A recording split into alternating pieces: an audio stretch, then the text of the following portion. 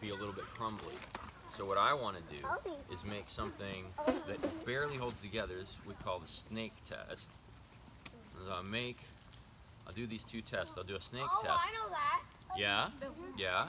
Or I make a snake, and if the snake doesn't break, then I know I've got enough clay. I can just hold it like that. I know I've got enough clay. But I'm also going to do the sticky test. So if I do this and it sticks to my hand, then I know I've actually got too much clay. That's about where the clay is going to expand and contract and start to crumble things. Now, I was telling people yesterday, our ancestors built with whatever they had. They didn't have dump trucks. They just dug the hole and there's the clay and I was going to use it.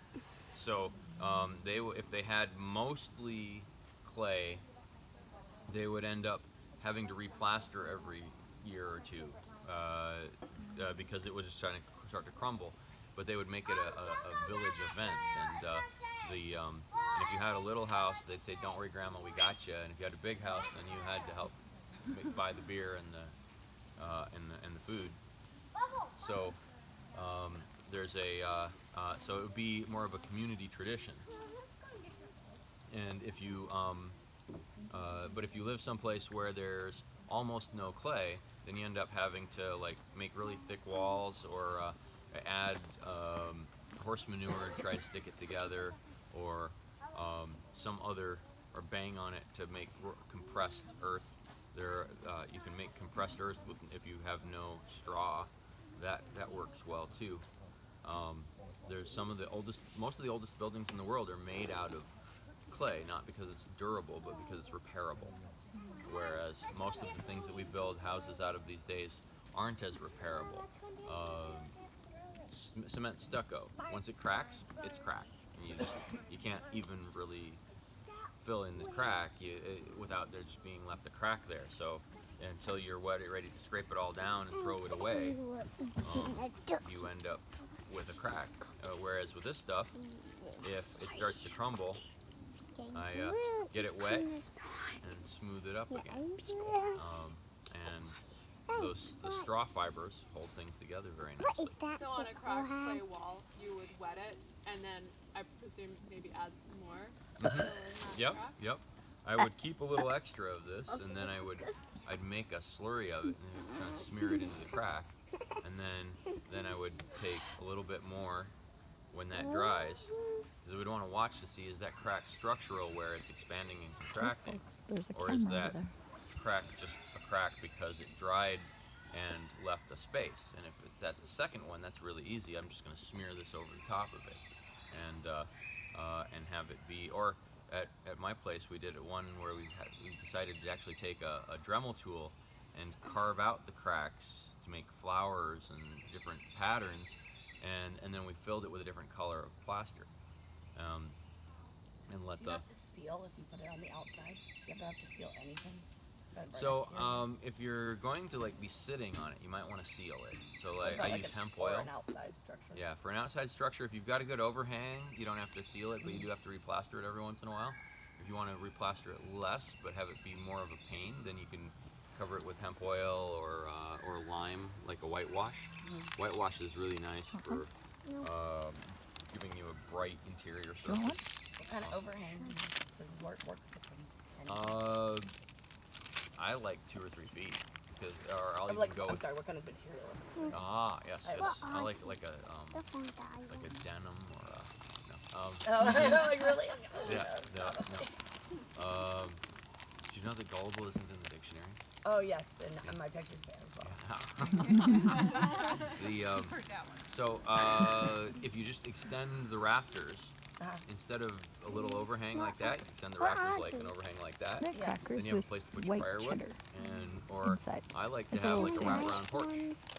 But what are the rafters made out of? They're made out of the same thing the rafters are made out of in the house. Into it a little deeper. Which would be like 2x8s or like the floor. Yeah, so wood usually. But you can also use round poles. I really like building things out of sticks that I get out in the woods, like this stick here. A round pole is 4 times stronger than the biggest piece of square wood that you can mill out of it. So you can take a relatively small piece of wood that isn't commercially useful for anything. You can't make that into a 2x4 and sell it, but you can use that to make a rafter that in a place that a 2x4 wouldn't hold up. So I like using these round poles, and then I can get a slightly wavy roof. Yeah. And I might even soak the roof boards that go over the tops of the rafters in water for a few days so that I can actually make them bend and follow these roofs. We're looking at Strathy's house to figure out where we're going to put like a hobbit house with a living roof Sure. by one of his waterfall. I think that's going to be a lot of fun. Like kind of built into the rock. Absolutely. There you go.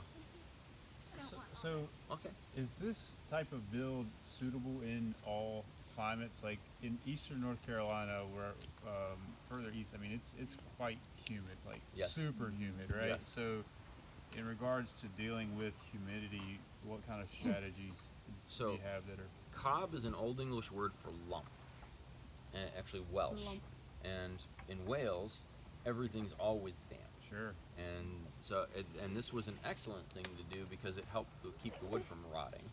The clay absorbs and slowly releases water, as opposed to concrete, which just attracts water to the surface and rots any wood that's touching it. That's why, Right. by code, if you're going to have a concrete anything, any wood that touches it has to be pressure treated.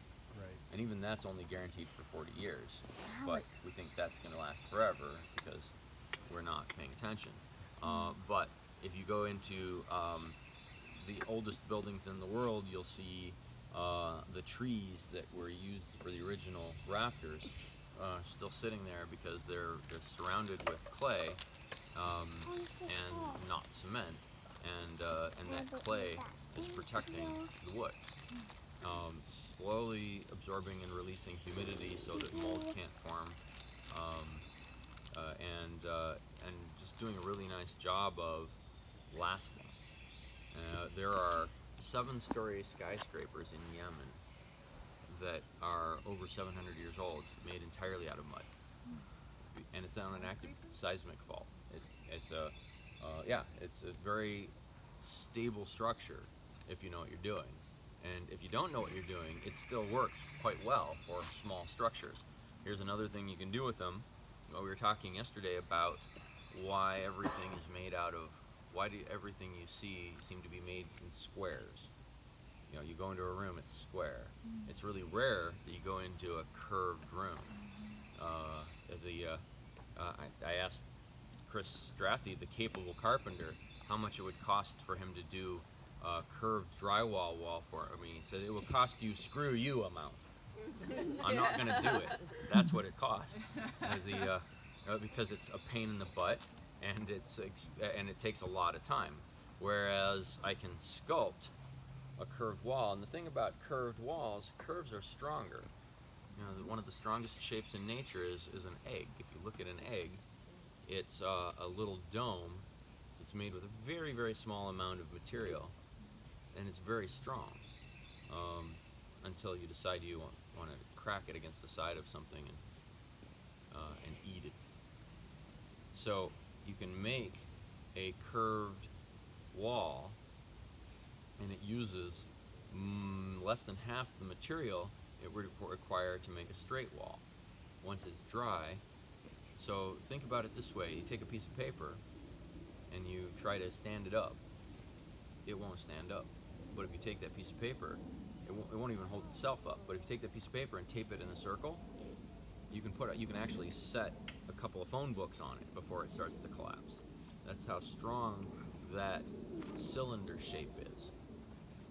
So if you take if I built a super thin wall that was straight, that super thin wall doesn't want to stand up. Okay, thanks. But if I make a curve with that, I can make it stand up with relatively little material. I have to have a really thick wall to make it stand up and be a straight wall. But if I take that I can do a lot more with the same amount of material. If I make a curve, or if I make a triangle. In fact, all these squares that Strathy's making in tree houses, he pretty much has to put triangles in them to make them not wobble. And because the trees are trying to wobble all the time, and in order for that to not fall apart, he has to make it so that it's got triangles inside of that square to hold it squared, hold it cubular, but then also only be connected in certain places flexibly so that the trees move without it. Whereas if we build things that are flexible, then when they move, even when it's dry, this is still slightly flexible. It'll bounce, and it will flex a lot better than, say, steel and concrete. So if I build a house where there's earthquakes, and I build it out of steel and concrete, and I design it properly, it will protect me from the earthquake. It won't fall down immediately, and I can run out and be saved. But then it has to be bulldozed because it's broken, and it has to be replaced with an entirely new concrete and steel building. Whereas if I build a building out of something flexible like sandy clay, and there's an earthquake, it might crack a little bit, but I can spray water in it and rub it and fix it, and still live in it while I'm fixing it. And I can use that all over again instead of taking the concrete away to. So that's the thing, is our monkey minds don't seem to get that we're on a spaceship with a finite amount of resources, and so we just screw with the controls rather than actually paying attention to the fact that there is no away. You can't throw things away because there's no such thing as away. It's over there, yeah, and I don't have to think about it, but somebody's going to have to think about it someday if it doesn't dissolve back into nature and get reused by nature.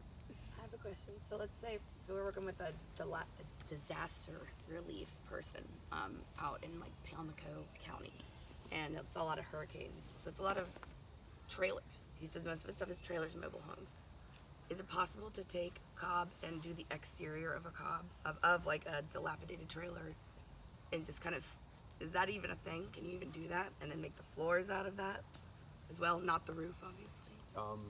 I've done all of those things to mine. Okay, cool. My trailer's That's not, cool. well, yeah, I have 5 kids, so my trailer is somewhat dilapidated, yes. But do you have cob on the outside? I have cob on the inside. Inside. And I have built rooms around the thing out of cob, a lot like this, Right. and pallets, and the oak trees that I had to cut down to build the house. So I just sculpt that around it. And yes, Because absolutely. this guy that we're working with, he's saying the FEMA and everything, these people are still like unhoused from Yes. like Floyd, and like it's been Yes. 3 years and things are just like coming through with the loans. Yep, And nothing yep. has even happened with the trailers. Okay. So these trailers are $60,000. He's trying to find a solution. We've been talking, and I'm just thinking, is that So, even a possibility? Yes, so you start with the inside. I mean, because basically these are made out of, let me back up a second. The Achilles heel of a mud building is moisture. Right. So we want to get it up Yeah. off the ground Yeah. with a solid foundation, good boots and a good hat. We want to Yeah. have a wide overhang and a good foundation, get it up out of the damp of the ground, because otherwise it turns right back into mud. And the mud can fall over. One of the more prolific writers of the 1960s in the do-it-yourself building world had built a mud dome, and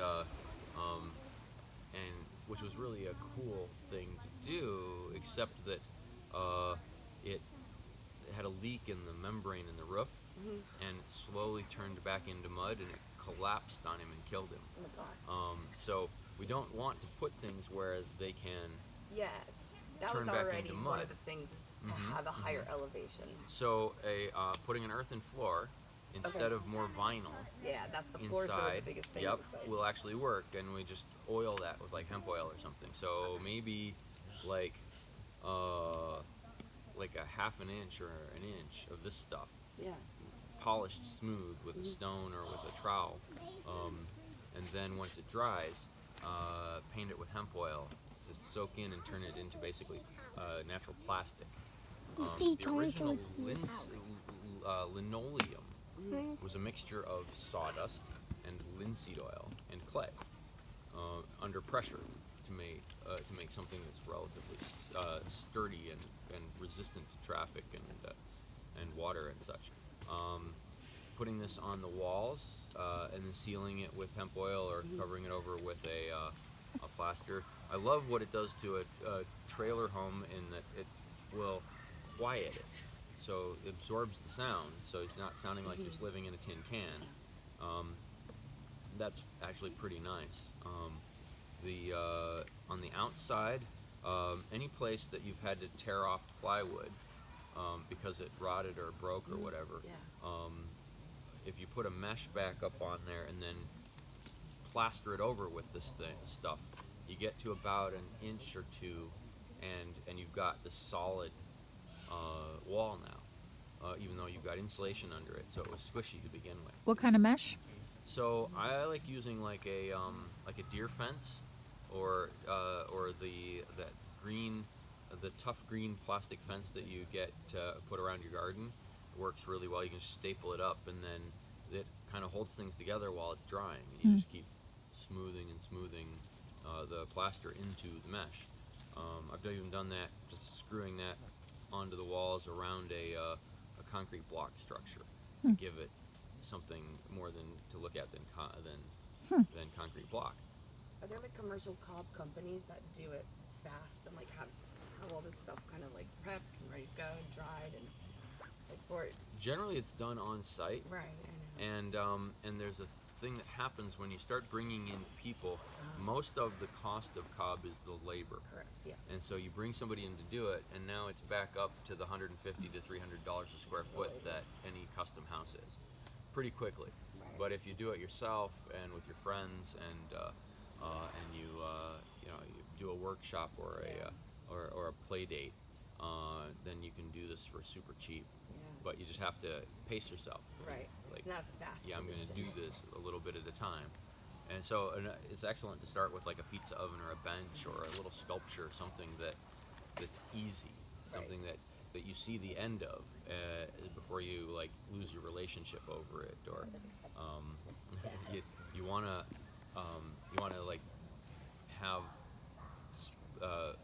bite-sized pieces. What they say about eating an elephant, it's one bite at a time. They do. And same with building a house. One of the things that we do with our workshops is we have people bring their designs they've been working on, and they often start to edit them down. And my goal is to have everybody take a zero off the end of the square footage they expect out of their design, because that's a good place to start. And then you have something to live in, and maybe it's slightly cramped, which kind of gets you going to get the rest of it built. But you start with something that you can live in, and then you move on from there. You add on to it. And it's very forgiving. I'll give you an example. One of my friends built a house in California where if you don't do it with code permission, it's a $10,000 a day fine. And he got caught. And I mean, because that county, in all fairness, the code people have to treat everybody the same. And if the guy who makes an extra $100 million from cutting corners on the big condos can get away with it by just paying a small fine, he will. And in order to have that actually make a difference, they have to have that fine be the same for everybody, even some of us who don't have $10,000, right? So